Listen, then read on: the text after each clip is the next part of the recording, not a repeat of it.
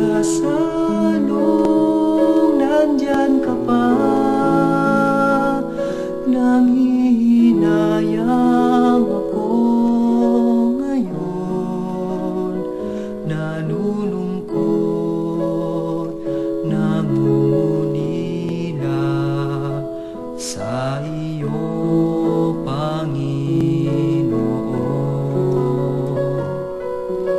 Sana sinamahan na kita, sana dinamayan na kita sa hardin na nagdarasal sa iyong Ama.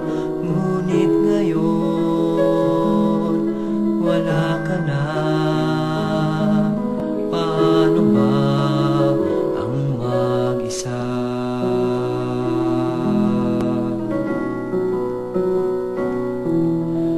Puso ko'y nalulumbay at nagsisisi na hinayaan kang masaktan ng lubos-lubusan.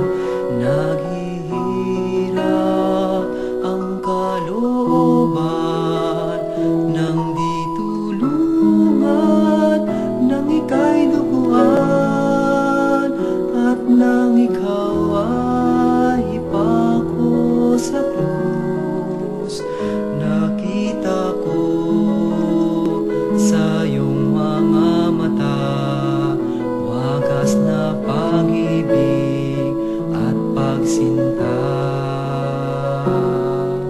Sana sinamahan na kita, sana dinamayan na kita sa hardin na nagdarasal sa iyo,